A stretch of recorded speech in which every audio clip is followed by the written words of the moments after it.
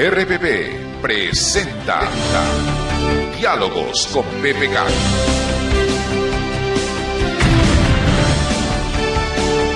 Y suenan los cañones. Ya está con nosotros como cada viernes Pedro Pablo Kuczynski atendiendo nuestra llamada telefónica.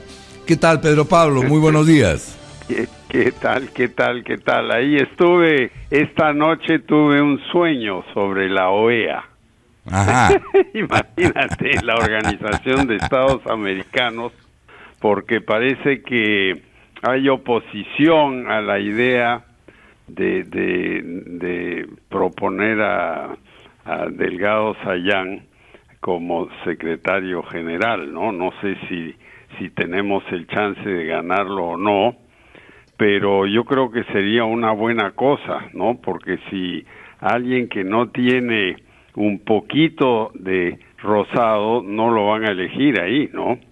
Los votos de la OEA están en manos de los países del Caribe, de Centroamérica, de países que Chávez ayudó en el pasado, ¿no? Uh-huh. Y yo creo que es interesante el tema para el Perú. Ha sido uno de los temas que se ha cuestionado ante la presentación de Ana Jara en el Congreso, pero yo quería preguntarte cómo has recibido esta votación, 65 abstenciones, 50 votos a favor de la confianza, después de haber firmado una carta pidiendo que se otorgara la confianza.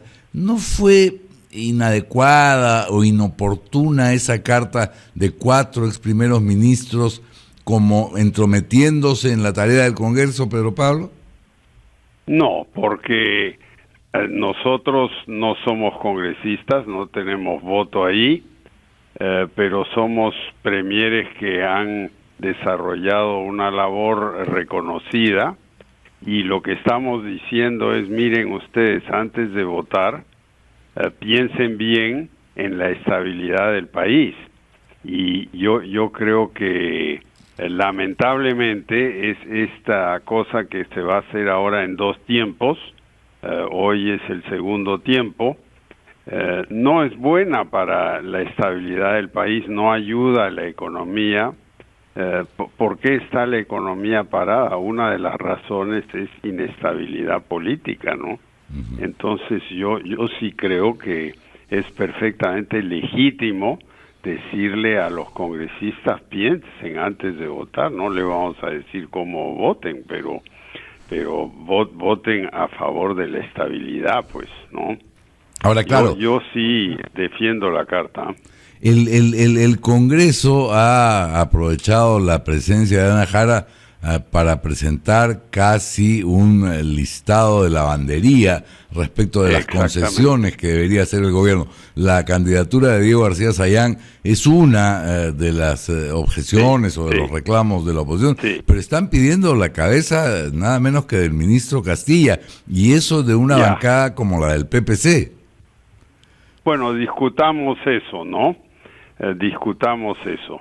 Es absolutamente cierto que la economía se ha frenado. ¿De dónde viene eso? Eso viene de 2 causas. Una, absolutamente técnica, que es la caída del precio del oro. Y las exportaciones de oro del Perú se han ido a la mitad. Menos volumen, menos precio, ahí hemos bajado 3-4 mil millones de dólares. Es un montón, y eso explica en gran parte esta caída del crecimiento. Segundo, inestabilidad política. Ya estamos en el 6º premier de este gobierno en 3 años. Tenemos a cada rato cambios. Yo creo que eso, para un inversionista que va a poner su plata en poner su tienda o hacer su inmobiliaria o poner su fábrica, es muy negativo. Y yo le diría al Congreso, con todo respeto, es un poder importantísimo del Estado, de la democracia, no vuelvan hoy a hacer lo que hicieron anteayer. Eso está mal. Así como lo dijimos hace una semana, Así se destruyó la Tercera y Cuarta República de Francia y se fueron al tacho. Así vino Italia a caerse al abismo económicamente. Yo creo que tenemos que promover el crecimiento, la estabilidad. Obviamente, la economía es lo fundamental y qué bien que la gente esté enfocada en el crecimiento. El ministro, primero, él no es el único que maneja la economía, también está el Banco Central. Él propuso hace ya un tiempo un conjunto de medidas que yo no sé, los analistas no están todos de acuerdo si van a ser efectivas o no, pero por lo menos lo propuso, se dio, el Congreso las aprobó, pero es un poco inocente pensar que si el Congreso aprueba algo, en 10 minutos van a surgir las fábricas y los edificios, ¿no? Entonces, yo diría que hay que amarrarse bien el cinturón, resistir el embate, obviamente ser conciliador en la presentación que va a hacer la premier hoy, ¿no? Pero decir, bueno, aquí tenemos que trabajar, realmente no me parece muy bien todo esto. Bueno, el otro tema difícil es el aporte de los independientes a las AFP o a la ONP, que ha generado un gran malestar y que en realidad ha llevado a poner en cuestión todo el sistema, pero eso es un largo debate que ya analizaremos en otro momento. Yo quería preguntarte por una noticia proveniente de Estados Unidos, porque se ha fijado una multa, en realidad un pago indemnizatorio verdaderamente astronómico para el Bank of America, 16.300 millones de dólares por proporcionar información. 16.650 millones, pero aquí estoy leyendo el New York Times, de uno de los periódicos más prestigiosos del mundo y de Estados Unidos, en primera página. Dice, sí, hay una multa de 17.000 millones, en realidad redondeando, ¿no? Pero el costo para el Bank of America solo va a ser 12, dice. Bueno, pero ¿qué ha pasado aquí? Obviamente hubo inmensos abusos en dar estas hipotecas sin documentación en los años 2005, 6, 7 y 8, ¿no? ¿Y qué pasó? El Bank of America compró una financiera que se llamaba Countrywide, que era el rey de los abusos, ¿no? Y bueno, y después se dio cuenta, después de comprarlo, que había comprado una carcocha, ¿no? Y al mismo tiempo se estaba cayendo Merrill Lynch, que uno de los bancos de inversión más importantes, y lo compró para salvarlo, ¿no? Un poquito alentado por el mismo gobierno, ¿no? Y Merrill Lynch también había hecho hipotecas malas. Entonces, aquí la culpabilidad del banco no es tan clara como aduce el Ministerio de Justicia de Estados Unidos.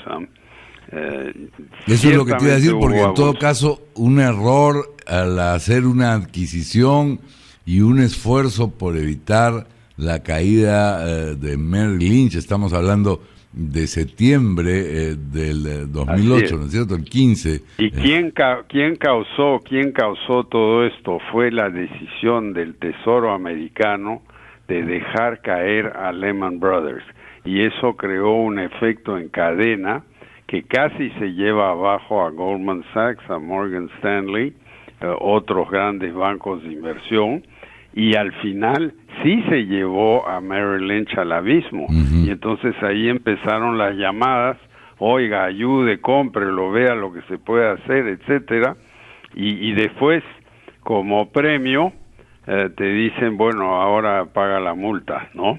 Sí, pues. Yo no voy a defender a los bancos, hubo abuso, etcétera, hubo estupideces, pero al final el causante, el gran causante de todo este lío que ha habido, del cual recién se está saliendo a duras penas, fue el mismo gobierno, la Reserva Federal, que aumentó demasiado su expansión monetaria, y eso se derramó en préstamos demasiado fáciles.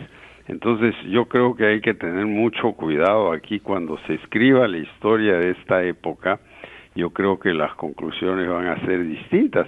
Y en el Perú pagamos una partecita de los platos rotos. En el año 2009 el crecimiento se fue a 0,9. Uh-huh. Pero regresando a lo de esta mañana en el Congreso, yo creo que hay que tener una mente clara. La inestabilidad es mala para el crecimiento económico. Sin la menor duda, Pedro Pablo, y en eso coinciden la mayoría de analistas, quienes interpretan que el voto del miércoles, la abstención mayoritaria, ha sido un llamado de atención, una tarjeta amarilla, no una objeción al papel que ha venido desempeñando y que esperamos pueda seguir desempeñando la primera ministra. Ahora, Guido, la tarjeta amarilla también habría que ver si el Congreso merece una tarjetita amarilla también. No.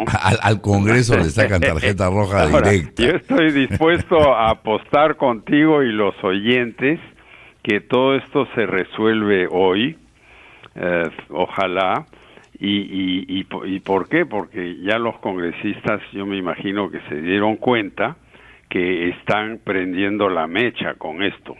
Y viene el fin de semana, viene el viernes, van a querer almorzar, tomar su siesta, etcétera, y al final se aprobará el gabinete, ¿no? Bueno, vamos. Y mientras tanto, al canciller hay que decirle que sí persista con la idea de nombrar a Raúl Delgado. No, a Diego García Sayán. Diego García Sayán, perdón, estás confundiéndolo con el médico. César, el médico es César. Y se vienen épocas muy importantes en América Latina. En Brasil puede haber grandes cambios en estas elecciones de octubre. En Argentina va a haber cambios. En Venezuela ciertamente hay cambios. Y yo creo que la OEA requiere una reforma total, eso sí. Sí, pues además resulta injustificado ceder a una presión que viene de los sectores a los que Diego García Sayán combatió, vienen básicamente del fujimorismo, con acusaciones además absolutamente falsas, ¿no? Como ser proselderista por haber liberado a quienes estaban injustamente condenados por delitos de terrorismo. Y Diego y yo hemos tenido entredichos sobre eso, pero yo reconozco que es una persona capaz de prestigio internacional, y si está dispuesto a emprender una reforma muy importante ahí, pues habrá que apoyarlo, ¿no? Muy bien, Pedro Pablo, muchas gracias. Bueno, ha sido como siempre un gusto conversar contigo. Seguimos hablando. Un abrazo. Un fuerte abrazo. Adiós. Diálogos con PPK.